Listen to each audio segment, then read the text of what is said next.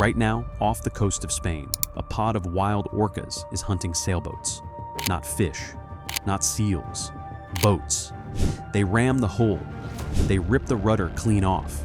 Over 30 documented cases. They've sunk the boat completely. And here's the part that should terrify you.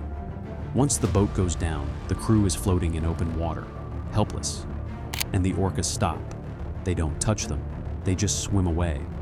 An animal that can destroy a 40-foot yacht in under an hour looks at a human floating 3 feet from its mouth and decides not to. That's not luck. That's a rule.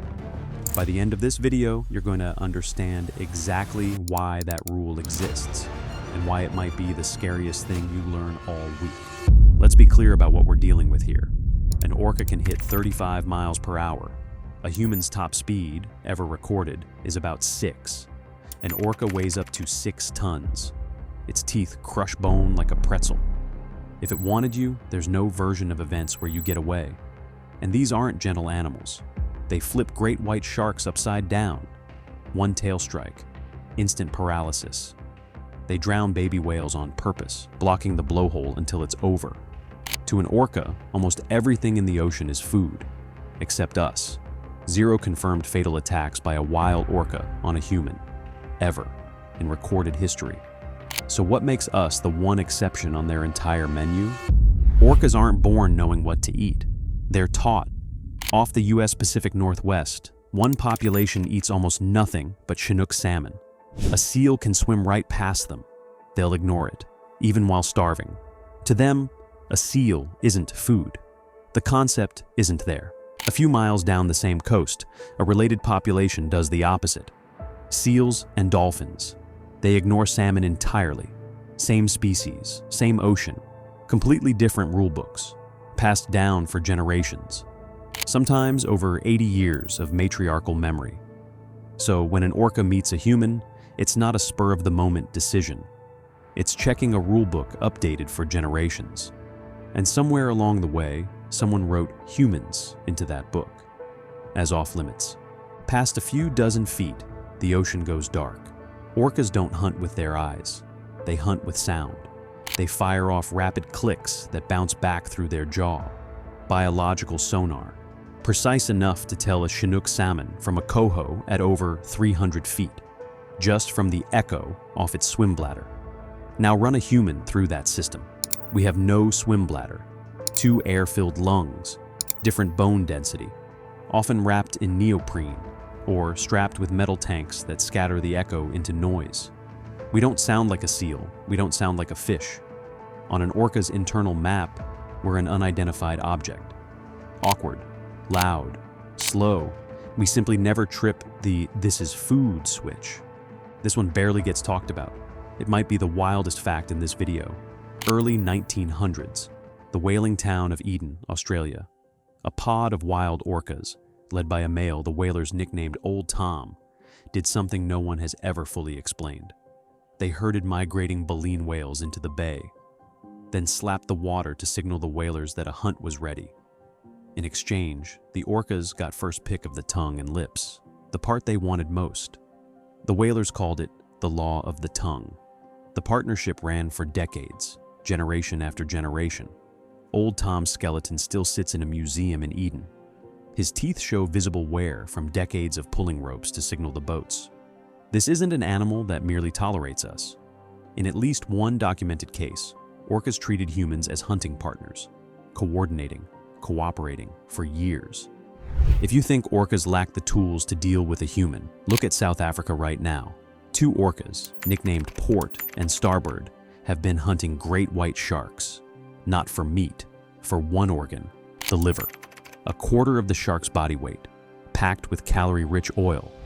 They flip the shark, make a precise incision behind the pectoral fin, remove the liver with surgical accuracy, then abandon the rest of the carcass. This kills the idea that orcas simply don't know how to deal with something like a wetsuit or bone. An animal that can extract one organ from a 15-foot apex predator isn't limited by ability. If they wanted to eat us, ability was never the problem. 1987. Researchers off Puget Sound watched a single orca surface with a dead salmon balanced on her head. Within weeks, orcas across multiple pods were doing it. No one knows why. It wasn't hunting. It wasn't feeding. It just spread like a trend, then vanished as suddenly as it started. Marine biologists call this a behavioral fad. Orcas are social enough to invent something pointless, copy each other doing it, then get bored of it. Which raises an uncomfortable question about the Gibraltar attacks we opened with. Some researchers think it isn't trauma or revenge at all. It might just be the orca version of a viral trend. Young orcas copying each other for the thrill.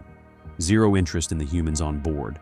An animal bored enough to invent a salmon hat is making conscious choices, not running on autopilot. If wild orcas never kill humans, why did a captive orca named Tilikum kill multiple trainers?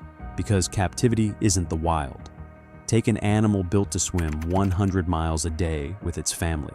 Lock it in a concrete tank for 30 years, isolated, its echolocation bouncing uselessly off flat walls. You get a psychological breakdown, not a hunting strategy. Even then, Tilikum never ate anyone. These weren't predatory attacks. They were the actions of a traumatized animal pushed past every limit it evolved to handle. The rule survives even inside a concrete box. It only fails when the animal itself has been broken. 19th and 20th centuries. Whalers didn't just hunt orcas. They weaponized their family bonds. They'd harpoon a calf and keep it alive and screaming. They knew the mother and the pod would never abandon it. When the family came to help, the whalers killed them too. Female orcas can live past 80. Right now, matriarchs alive in the ocean were adults during the worst decades of commercial whaling. They were there. They remember. Knowledge passes down in orca pods, hunting techniques, migration routes, dialects specific to a single family. So, here's the theory some researchers take seriously. What if leave the humans alone isn't about diet at all? What if it's a warning handed down for generations? Touch one of us, and we come back for your entire family. We like to imagine orcas spare us out of affection. It's just as possible they learned, the hard way, exactly what we're capable of. 1972, off Point Sur, California. A surfer was paddling through murky water. A wild orca surfaced and clamped down on his leg. 1 second, maybe 2. Then it let go instantly, fled at full speed. He kept his leg.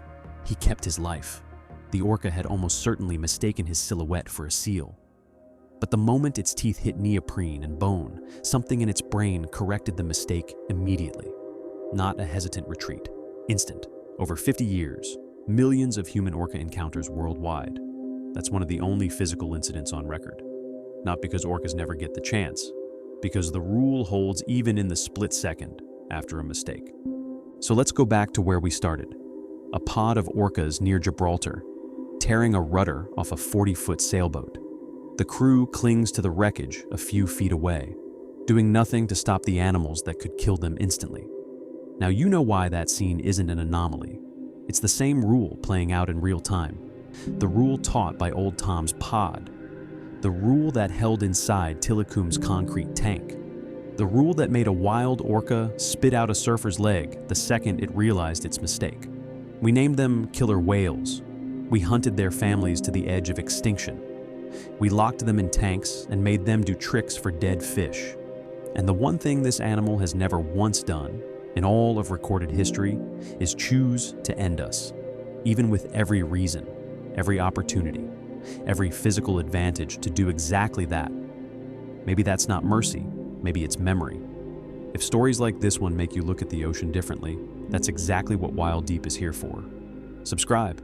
I'll see you in the next one.